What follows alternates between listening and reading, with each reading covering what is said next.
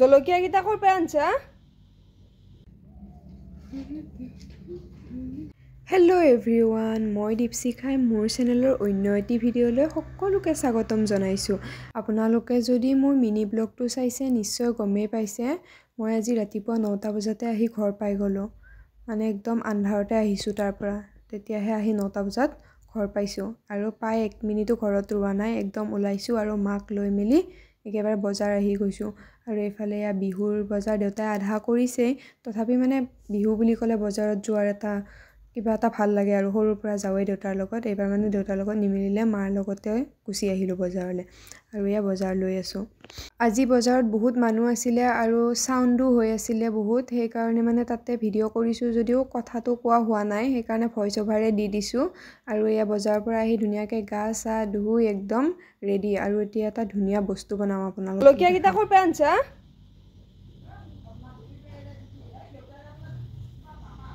গা পা ধুই ধুনীয়াকৈ আজৰি হৈ মেলি এতিয়া ডাইৰেক্ট কিটচেন আহিছোঁ আৰু মাহঁতক এটা ধুনীয়া বস্তু বনাই খোৱাব আছে আৰু এতিয়া ধুনীয়াকৈ বিটৰ পুৰি বনাম আৰু তৰকাৰী বনাম বলক মায়ে মোক হেল্প কৰি দিছে ধুনীয়াকৈ চব্জিখিনি কাটি মেলি আপোনালোকে হয়তো নিশ্চয় গমেই পায় বিটৰ পুৰিটো কেনেকৈ বনাইছোঁ আৰু যদি গম নাপায় তেতিয়াহ'লে এবাৰ চাব পাৰে আৰু মই বিটখিনি ধুনীয়াকৈ কাটি লৈছোঁ এইখিনি মিক্সিত ধুনীয়াকৈ খুন্দি মানে ৰসটো ধুনীয়াকৈ ওলাই ল'ম আৰু চেকনিৰে চেকি আটাৰ লগত ধুনীয়াকৈ মিক্স কৰি দিম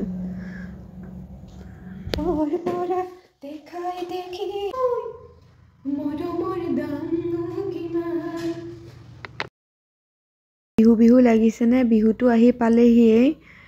আমাৰ মাহঁতৰ বোলে বিহু বিহু লগাই নাছিলে আজি মই আহি পালোঁ যে একদম পুৰা বিহুৰ ভাইব আহি গৈছে আৰু সেইকাৰণে বিহুগীত গাই গায়ে কিটচেনত কাম কৰি আছোঁ আৰু মায়ে অৱশ্যে মোক হেল্প কৰি দিছে দেই মই আকৌ অকলে মই বনোৱা বুলি ক'লে ভুল হ'ব মায়ে পুৰিটো বনাব মই এইখিনিহে কৰি দিম চব্জিটো জাষ্ট মই বনাম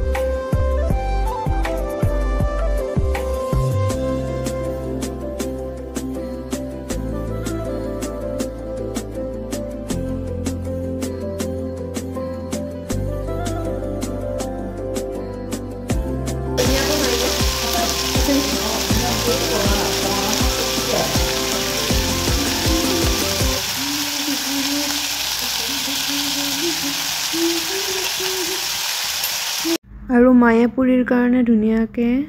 আটাৰ লাডু বনাই থৈছে আৰু মই এইফালে চব্জিটো বনাই আছোঁ এইফালে চব্জি হ'বই এতিয়া মোৰ বিলাহীটো দি দিছোঁ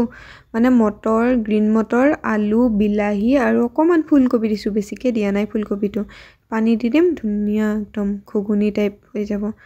আপোনালোকে বিহুৰ পিঠা পনা বনালেনে আমাৰ মায়ে আকৌ মই নাই কাৰণে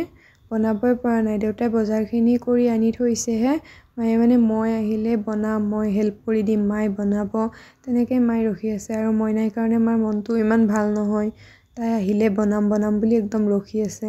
সেইকাৰণে আমি কালিহে বনাম আপোনালোকে যদি বনাইছে মোক কমেণ্ট কৰি জনাব দেই আৰু মই কালি আপোনালোকক ভিডিঅ' কৰি দেখাম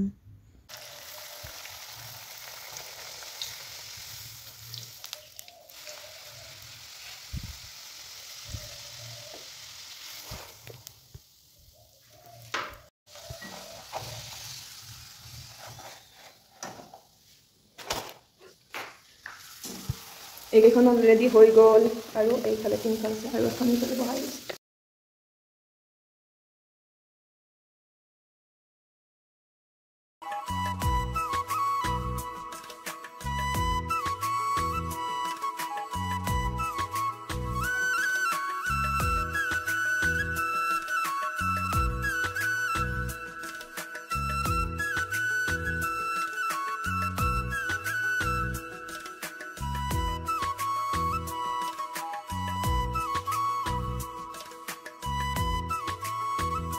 পুৰি তৰকাৰী হৈ গ'ল আৰু এতিয়া আমি তিনিজনে ধুনীয়াকৈ একেলগে বহি খাব লৈছোঁ। প্ৰায় সম্পূৰ্ণ এমাহৰ পাছত আমিও তিনিজনে একেলগে বহি খাব লৈছোঁ।